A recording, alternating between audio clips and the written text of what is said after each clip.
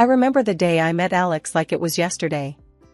I was at this little dive cafe, minding my own business, sipping on the cheapest coffee they had, trying to make sense of my scattered thoughts and plans. That's when he walked in, like a scene straight out of a movie, except there were no dramatic lights or music, just the sound of the bell above the door and the smell of stale coffee mixed with his aftershave.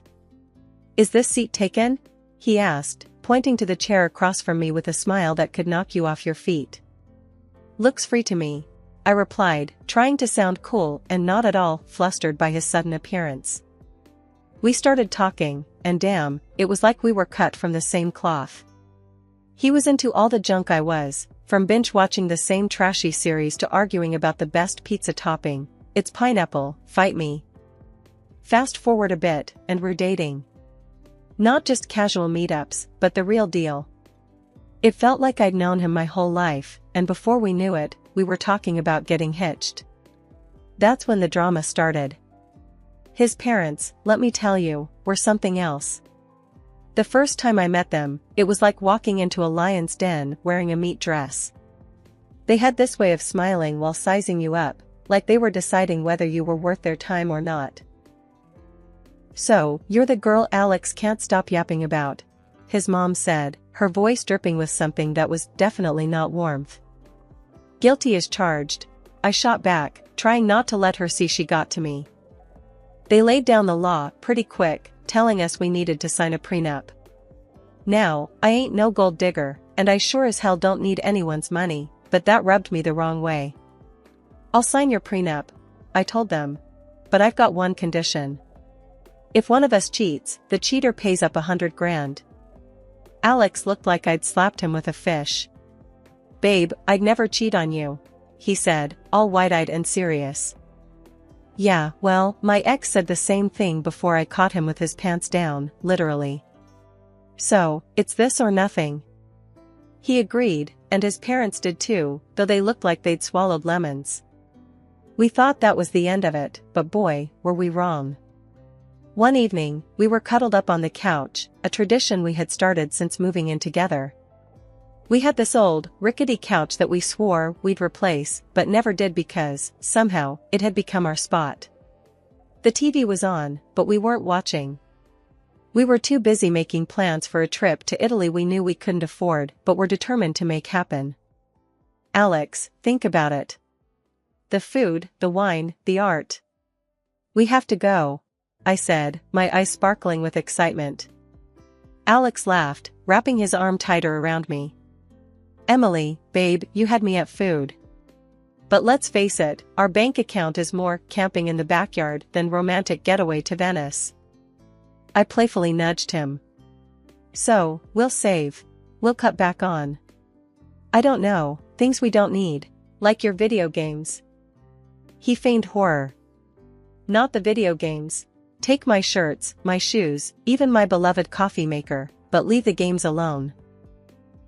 We laughed, but that was us, always dreaming big but grounded in the reality of our modest lives. We didn't care, we were happy. The happiness wasn't just in the big moments, it was in the little things, too. Like how Alex would make breakfast on Saturdays. He couldn't cook to save his life, but he'd somehow mastered the art of scrambled eggs and toast, which he'd serve with a side of his terrible coffee. I loved those mornings. "Hey, I'm thinking scrambled eggs today, what do you think?" he'd ask, already heading to the kitchen. "Only if you promise not to burn the toast this time," I'd call out, followed by, "And I'm making the coffee." One day, the topic we had been avoiding came up. We were doing dishes together, a mundane task that somehow felt special because we were doing it together. "Emily, we need to talk about, starting a family," Alex said, breaking the comfortable silence. I paused, a plate in hand. "I know. It's scary, isn't it? What if we can't?" Alex turned to me, drying his hands on a towel. "Then we'll deal with it, together. But we won't know until we try, right? I mean, how hard can it be?" I laughed, a mix of nerves and love. Famous last words, babe. But that's how it was with us. No matter what we were facing, we faced it together. Even when his mom started dropping not-so-subtle hints about grandchildren every chance she got, we took it in stride. "Emily, darling, when are you going to give me some grandbabies?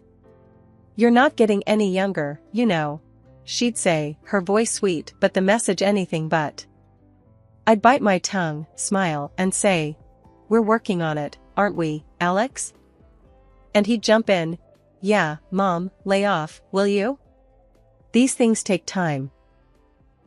But as the year went on, the pressure started to build, not just from his mom, but from within. We wanted a family, but it wasn't happening as easily as we had hoped. Ever since Judy found her new hobby of making my life a living hell, our home turned into a battleground, and the main weapon was her sharp tongue. It wasn't just about the occasional jibe anymore, it was an all-out war, with daily assaults on my self-esteem and role as a wife. It all spiraled one Sunday lunch, a day that was supposed to be laid back and peaceful. Judy, with her uncanny timing, dropped by uninvited, just as we were about to sit down. The air was tense the moment she walked in, her eyes scanning the room like she was about to conduct a military inspection. "Well, isn't this quaint?" she started, her voice dripping with sarcasm as she looked at the modest spread I'd prepared. "You really outdid yourself, Emily. I can see you've been slaving away in the kitchen all morning." Her eyes briefly met mine, a smirk playing at the corners of her mouth. Trying to keep the peace, I forced a smile. "It's nothing fancy, Judy. Just something simple and quick. Please, have a seat." As we sat down, the barrage began in earnest. "You know, Emily," Judy said, loading her voice with condescension, "I was talking to Mrs. Henderson the other day, and she mentioned how her grandson was just born. It got me thinking, when are you and Alex going to give me some good news? It's not like you're getting any younger." I felt my cheeks burn, a mix of embarrassment and anger. I glanced at Alex, hoping for some support, but he was suddenly very interested in his plate. "Mom, come on," Alex finally muttered, but it was half-hearted, and we all knew it. Judy plowed on, relentless. "And Alex, dear, I don't mean to be cruel, but you're not a charity. You work hard for your money. Why waste it on Emily if she can't do her basic duties as a wife? A cleaning service and a cook would be much more efficient, don't you think?" That's when I couldn't hold it back any longer. "Judy, I am trying my best here. It's not like I don't want to have kids. And as for the house and my cooking, well, I didn't realize marriage was a service contract." Judy scoffed. "Well, it's not a free ride either. You have responsibilities, Emily, which you're clearly not fulfilling." The room was heavy with tension, and I could feel the tears pricking at the back of my eyes. But what hurt the most wasn't Judy's words, it was Alex's silence. He finally spoke up, but it wasn't to defend me. "Yeah, Mom has a point. Maybe we should consider getting some help around here. Would make things easier for you, too." "Easier for me?" His words felt like a betrayal. It was clear I was on my own in this. Over the next few days, Judy's visits became more frequent, and with each visit, her criticism grew sharper. She'd inspect the house, pointing out every speck of dust or a pillow out of place. "You call this clean?" she'd scoff. My eyes must be deceiving me, because this looks like a pigsty. Then came the comments about my appearance. "Is that what you're wearing? You know, a wife should dress to please her husband. It's no wonder Alex is always so tired, he has to come home to this." I tried to fight back. "Judy, I don't dress for Alex, I dress for myself.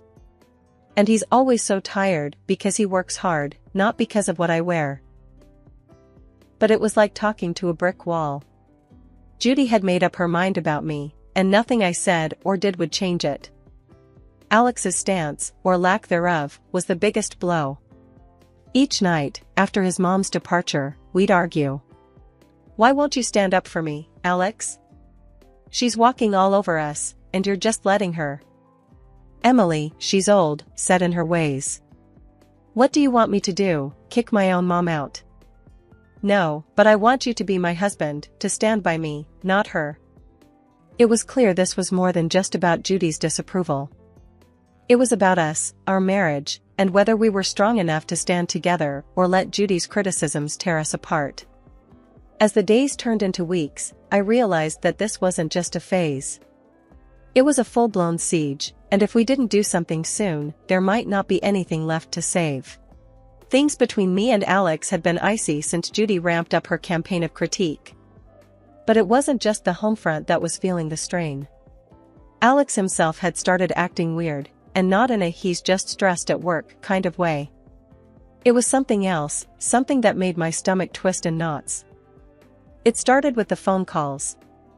Alex had always been pretty open about his phone, we didn't keep secrets from each other. But then, he started stepping out of the room every time he got a call. And it was always the same caller ID, John Work. Who's John Work?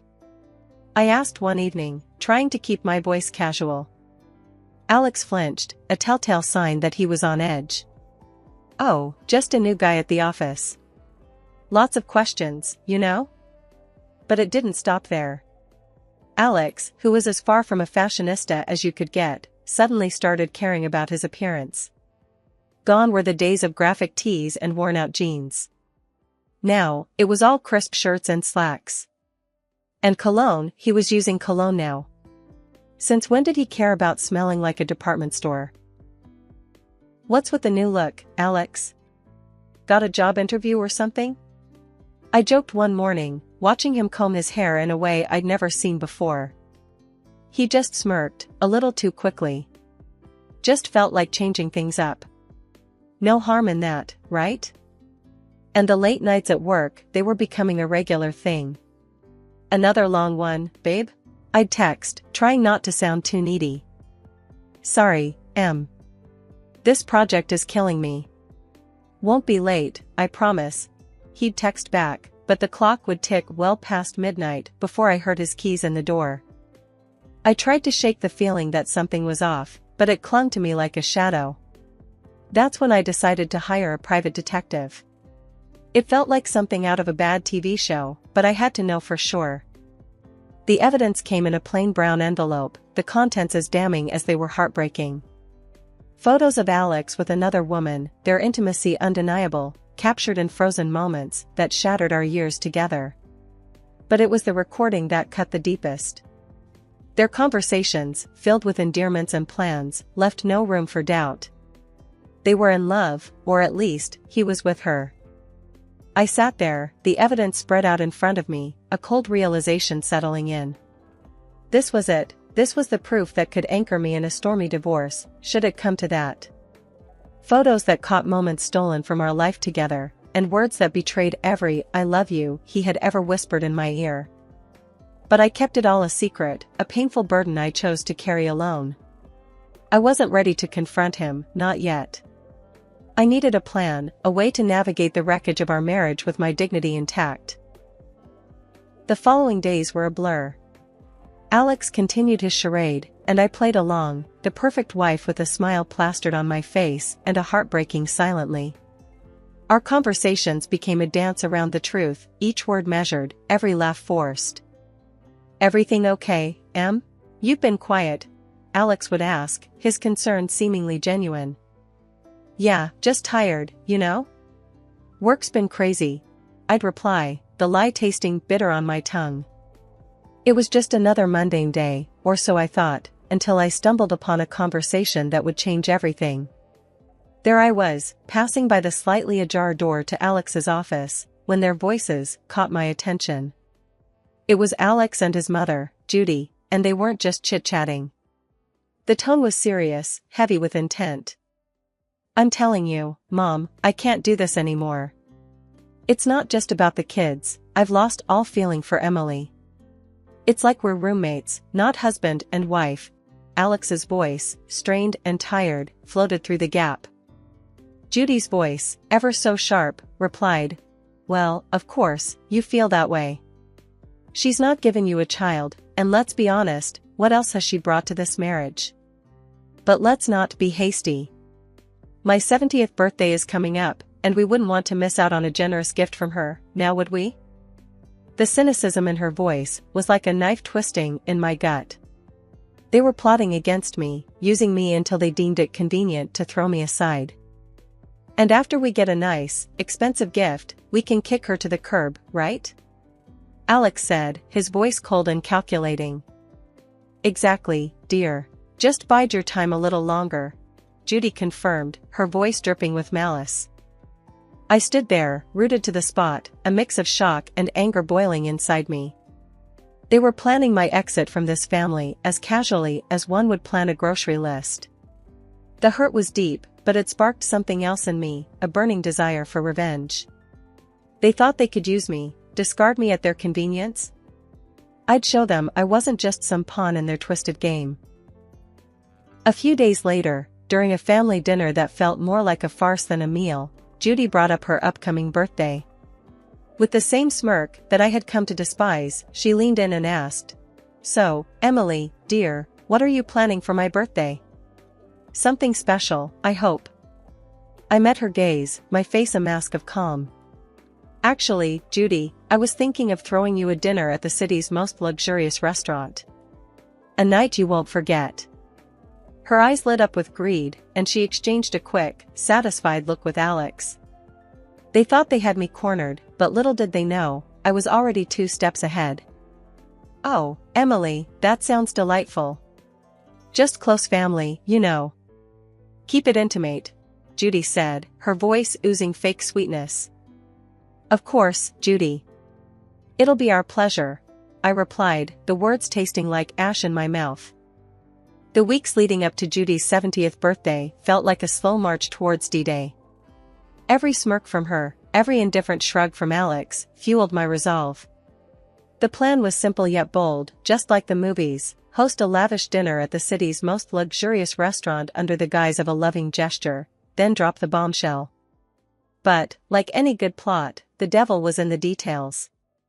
The night before the party, the tension at home was palpable.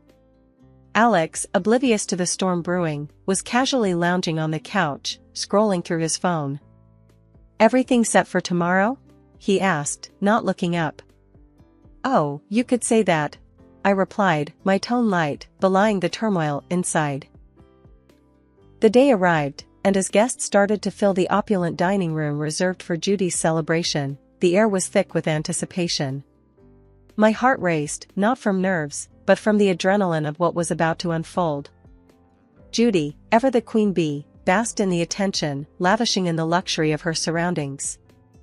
"Oh, Emily, you've outdone yourself. This place is exquisite," she exclaimed, her voice loud enough for nearby tables to hear. As we all settled in, the meal proceeded with the kind of forced merriment that comes with such family gatherings.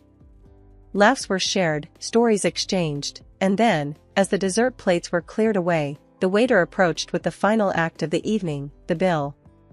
He leaned in, discreetly informing us the dinner cost was $3,000. Without missing a beat, I handed over my card, the gesture unnoticed by most. It was then Alex, with a smirk that didn't reach his eyes, decided to drop his bombshell. "Emily, I think it's time everyone knew. I'm tired of this, of us. I want a divorce." The words hung in the air, a toxic cloud that seemed to suffocate all other noise in the room. Before I could even process the full weight of his statement, Judy piped up, her voice sharp and unforgiving. "Well, then. Since that's out in the open, I think it's best you leave, Emily. We're celebrating family tonight, and well, you're no longer part of it." The room went deadly silent. Every eye was on me, waiting to see how I'd crumble. But I didn't. With a calm I didn't feel, I stood, nodded, and walked out without a word. The cool night air hit me like a slap as I made my way home, the finality of everything that had happened washing over me in waves. By the time I reached his apartment, a plan formed. I packed my essentials, the numbness giving way to a cold resolve. This was it. The end of one life and the start of another. As I zipped the last suitcase, my phone started buzzing, a relentless, insistent vibration that I initially ignored. Curiosity, however, got the better of me. Judy's voice screeched from the other end. Emily. The payment didn't go through. You need to fix this now. The sweet, sweet irony. In my preparations for the inevitable, I had secured my exit strategy. I had blocked the shared account, knowing it would be the first thing Alex would try to use against me. Oh, Judy, that's unfortunate. But since I'm no longer part of the family, as you so eloquently put it, I'm afraid you'll have to sort this out yourselves. Her outrage was palpable, even through the phone, but it was music to my ears. The chaos that unfolded was a fitting end to the farce my marriage had become. Reports came through the grapevine of the restaurant staff demanding payment, of Judy's escalating tantrums, and eventually, the arrival of the police to calm the storm she had become. In the end, it was Alex and his relatives who had to pool together the money to settle the bill, a poetic justice for the betrayal and humiliation they had subjected me to. The morning after the dinner disaster felt like waking up to the aftermath of a storm. I had my plan, my resolve, and a set of divorce papers in my hand as I made my way back to what used to be our shared home for the last time. The moment I stepped through the door, the air crackled with tension, thick enough to cut with a knife. Alex and Judy were there, looking like they'd been arguing. The sight of me seemed to unite them in hostility. "You've got some nerve showing up here after last night," Alex spat out, his face a mix of anger and disbelief. Judy, ever the viper, was quick to add her poison. "Ungrateful wretch. You've embarrassed us in front of the whole city. Do you know how humiliating it was to have the police calm me down? People were laughing, filming. I met their fury with a calm I didn't feel. Embarrassed? You think that's your biggest problem right now?" I tossed the divorce papers on the table, the photos of Alex's infidelity on top. "You should be more concerned with this." The color drained from Alex's face as he picked up the photos, his mother peering over his shoulder. Their outrage turned to shock, then to panic as they realized the extent of what I had. "And let's not forget the prenup, shall we?" I continued, my voice steady. "You cheat, you pay. $100,000, to be exact." Judy's face twisted into a snarl. "You wouldn't dare. You can't do this to us." "Oh, but I can. And I will." My tone was cold, final. Alex, the reality of the situation finally dawning on him, switched tactics. Please. Let's talk about this. We can fix it." I couldn't help but laugh, bitter and hard. "Fix it? You think you can just undo everything with a few words?" "No, Alex. It's done." Judy, ever the manipulator, tried a softer approach, her voice dripping with faux concern. "Emily, darling, think about what you're doing. This will ruin us." "That ship has sailed, Judy. You should have thought about that before." The begging turned to pleading, their words a desperate scramble to salvage what they could. But my mind was made up. I was done being the victim, done with their lies and manipulations. In the end, Alex had no choice but to borrow the money from his parents to pay me. As I left that house for the last time, check in hand, I felt a weight lift off my shoulders. After everything went down, I used the payout from Alex to put a down payment on a small but cozy place of my own. It's funny, you know, how much peace you can find in the walls of a place that's just yours, where every nook feels like a sanctuary from the chaos of the past. Life's quieter now, and I like it that way. I've got a job that keeps me busy, neighbors who nod and smile, and a little garden that's all mine to tend to. But every once in a while, the grapevine tosses a juicy bit my way about Alex and Judy. Just the other day, I was grabbing coffee from the corner spot where locals hang, and I bumped into someone from the old neighborhood. After the usual pleasantries, they leaned in, voice dropping to a conspiratorial whisper. "Hey, have you heard about the latest drama with your ex and his mom?" they asked, eyes gleaming with the thrill of gossip. I couldn't help but raise an eyebrow, a mix of curiosity and detachment taking hold. "Can't say that I have." "Do tell." "Well," they started, clearly savoring the moment. "It seems Judy's not too pleased with Alex's new girlfriend. Word is, they've been at it like cats and dogs. Makes your situation look like a walk in the park.